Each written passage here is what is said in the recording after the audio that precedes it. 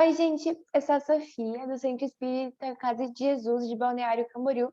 Nós estamos no mês do Jovem Espírita, que o tema geral é a valorização da vida. O subtema que eu escolhi falar é suicídio, que é um tema um pouquinho complicado, então a gente tem que tomar um cuidado ao falar sobre ele. A gente vai começar fazendo uma prece, tá bom? Fechar os olhos. Senhor, eu quero agradecer a oportunidade de estarmos todos aqui hoje. Que a nossa palestra possa ser produtiva, que saímos daqui com uma nova perspectiva do assunto. Que o Senhor abençoe a todos os ulares, amigos, familiares de todos aqui presentes. Se assim seja. Na nossa conversa de hoje, vamos trazer alguns aspectos da doutrina espírita e um caso relatado por suicídio. Eu vou colocar aqui a minha apresentação. Isso. Dividiremos a nossa fala em blocos, começando do porquê as pessoas cometem suicídio. Depois faremos o estudo de um caso escrito pelo irmão X do livro Estante da Vida, de onde já vamos desenvolver elementos para a prevenção do suicídio.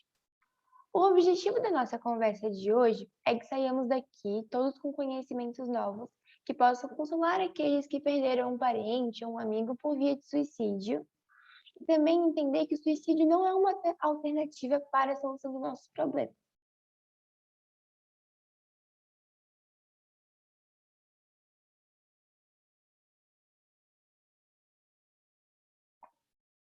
Afinal, de acordo com a questão 944 do Livro dos Espíritos, onde Allan Kardec, que foi um codificador da doutrina espírita, pergunta: o homem tem direito de dispor da sua própria vida?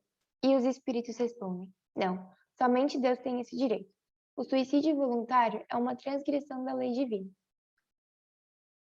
Por que as pessoas cometem suicídio? No livro do Evangelho segundo o Espiritismo, capítulo 5, item 16 diz: a incredulidade, a simples dúvida sobre o futuro, as ideias materialistas, numa palavra, são as maiores incitantes ao suicídio, produzem a covardia moral. Allan Kardec aprofunda os porquês as pessoas cometem suicídio na questão 943 e 946. Na questão 943, ele fala do desgosto da vida de quem não tem razão. Ele diz: da onde nasce o desgosto da vida, que sem motivos plausíveis se apodera de certos indivíduos? Efeito da ociosidade, da falta de fé e da saciedade.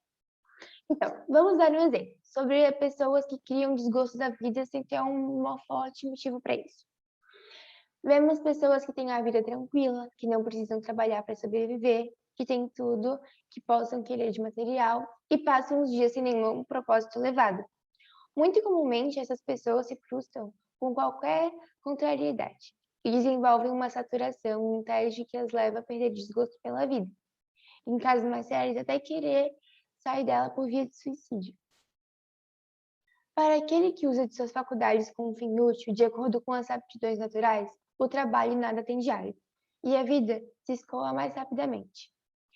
Ele lhe suporta as adversidades com um tanto mais paciência e resignação, quando obra com o fito de felicidade mais sólida e mais durável espera.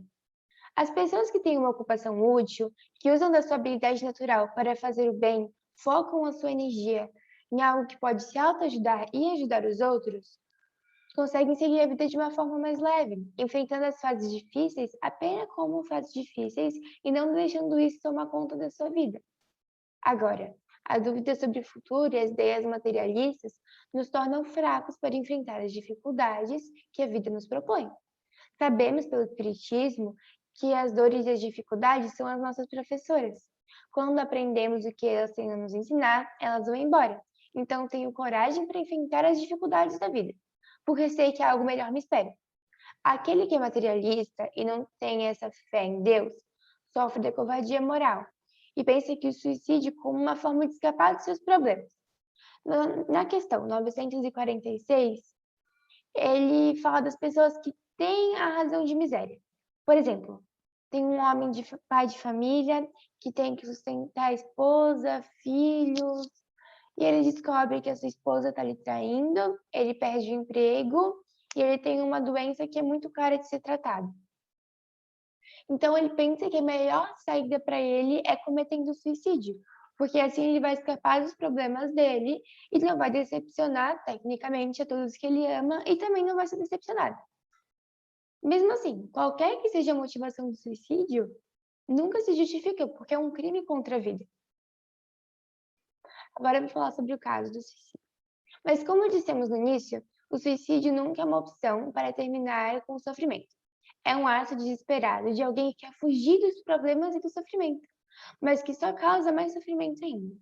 Vamos relatar um caso para demonstrar o que acontece com o suicida, escrito pelo irmão X do livro Estante da Vida, capítulo 2.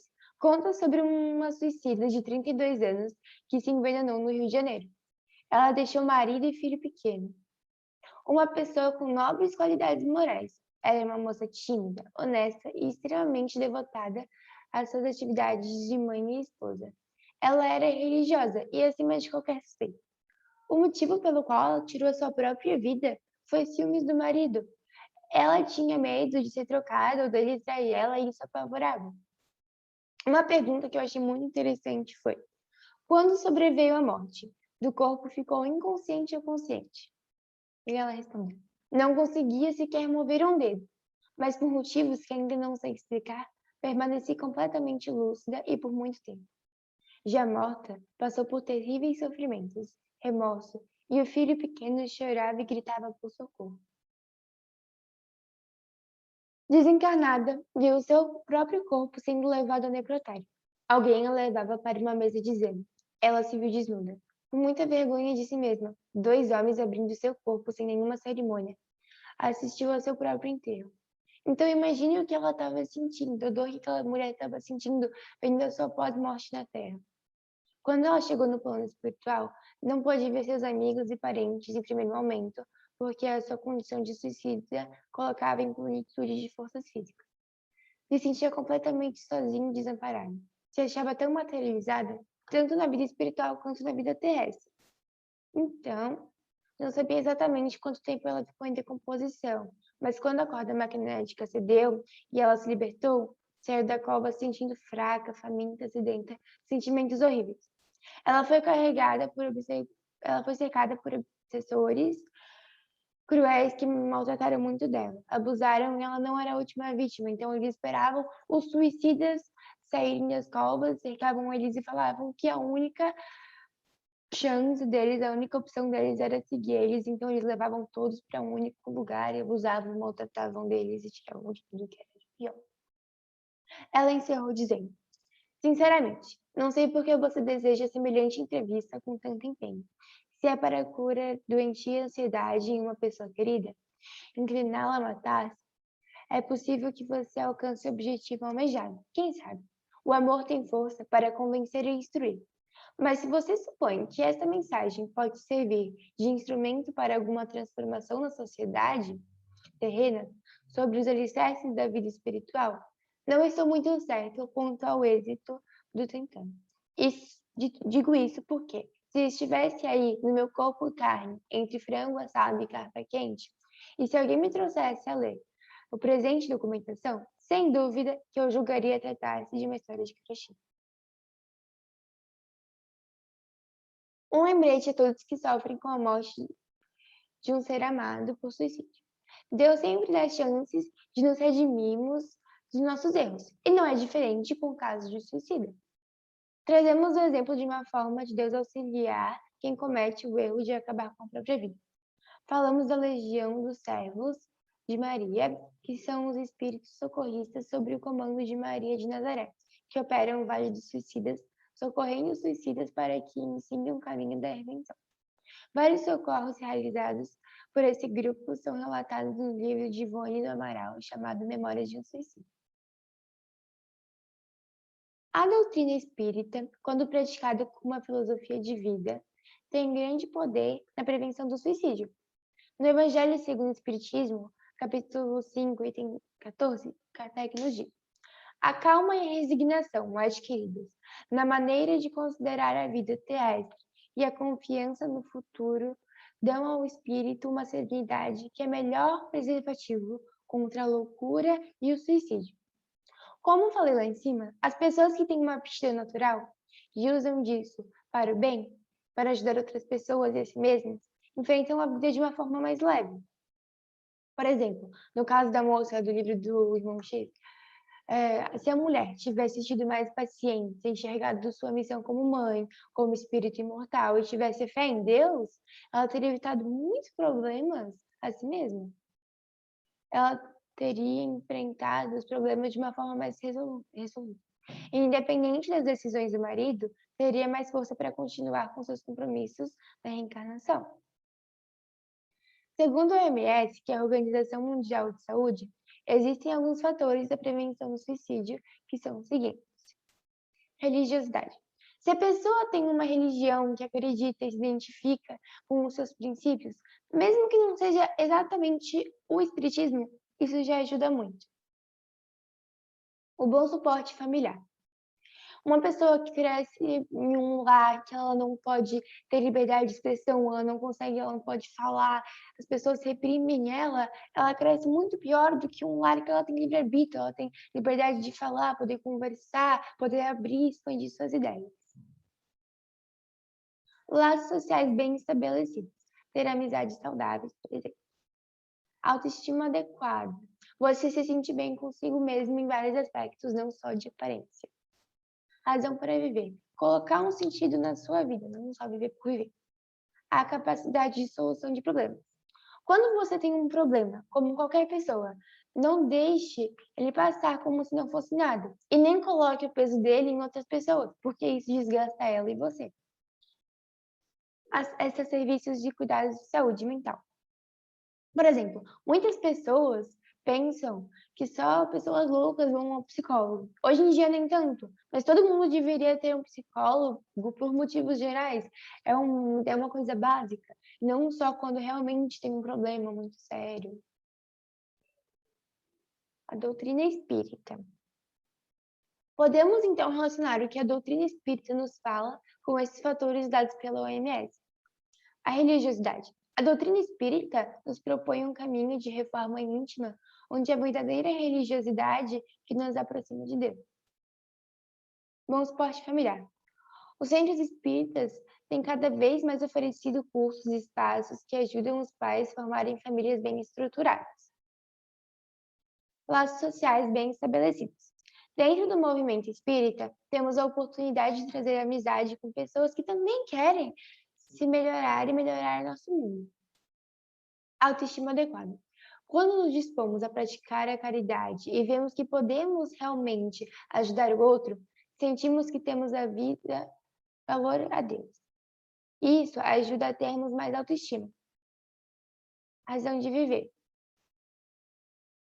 Saber que estamos aqui para progredir e que tem um Deus amoroso cuidando de nós, mas que precisa que façamos a nossa parte, nos ajuda a levantar a cabeça, olhar para o futuro e ter razões para viver. além de que o mundo materialista nos propõe. Capacidade de solução de problemas. Ao enxergar a vida eterna como muito maior do que esses momentos presentes, conseguimos lidar melhor com os nossos problemas. Então, dos 7 pontos que de prevenção propostos pela OMS, da doutrina espírita, atua 6 deles. Olha como, quando paramos para analisar, como o espiritismo é importante nas nossas vidas. Existem sites de apoio para pessoas que sofrem com a perda de alguém por via de suicídio ou que pensam em tirar a sua própria vida. Eu vou deixar o link aqui de um site, Nenhuma Ideia Vale uma Vida, que visa o conhecimento sobre a prevenção e a pós-venção para o público. É de uma menina que criou a plataforma porque justamente vivenciou a perda de alguém por via de suicídio. Também de um mais famoso, que é o CVV, o Centro de Valorização da Vida, claro que não podemos deixar de lado, as casas espíritas, que a maioria oferecem um atendimento fraterno e agora com a pandemia, algumas têm online, mesmo que não seja sua, você pode agendar um horário. E tem um canal muito legal, feito pela Unicef, com apoio inclusive do CVV para jovens, que pode falar, é um canal que ajuda em saúde mental e que tem de 13 a 24 anos. O caso que me inspirou a participar do mês do Jovem Espírita e a escolher o tema foi o seguinte: um amigo palestrante do mesmo centro espírita que eu fiz uma palestra sobre suicídio. E no final da palestra, uma mulher foi falar com ele. Ela disse que ela estava indo se matar e nunca tinha entrado em nenhum centro espírita, mas no caminho decidiu entrar e ouvir a palestra. Ela disse que as palavras dele tocaram o coração dela e que ela desistiu de cometer suicídio. Ela agradeceu por ele ter salvado a vida dela. Então, saber que a minha palavra pode salvar uma vida, quanto que vale uma vida? Ou até acalentar o coração de alguém que está por luto precisando ouvir isso.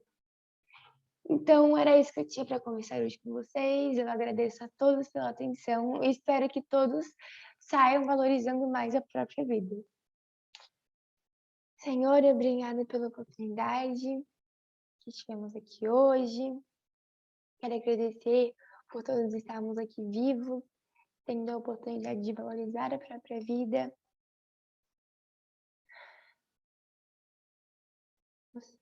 Dar boas vibrações para pessoas no plano espiritual que já desencarnaram por via de suicídio.